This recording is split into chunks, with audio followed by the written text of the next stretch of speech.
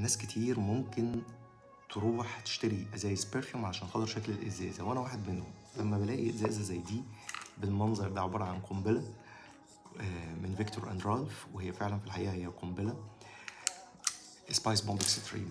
الافتتاحيه بتاعتها عباره عن افتتاحيه منعشه جدا من الفلفل الاسود مع اللافندر ومعاهم الفانيليا. فيها توابل جميله جدا جدا جدا، فيها نفس الدي ان ايه بتاع السبايس بومب العاديه، بيزيد عليها نوتة الفانيليا، وطبعا التبغ موجود متوظف النوتة بتاعته بطريقه لطيفه جدا. افتتاحيه حلوه جدا من اللافندر، وبعد كده الفلفل الاسود والسبايس الفريش. بيهدى، بيبان الفانيليا حلوة قوي مع التبغ، وبرضه في نفس الوقت السبايس الورم.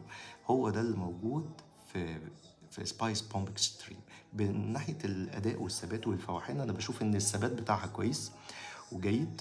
هتكون على الهدوم ممكن تعدي 6 ساعات 7 ساعات، وفي نفس الوقت الفوحان بتاعها فوحانها جيد، ممكن من 2 ل3 للناس اللي هي ما بتحبش تكون مزعجة، وفي نفس الوقت تكون ريحتها مشمومة بشكل لطيف. وشكرا لكم.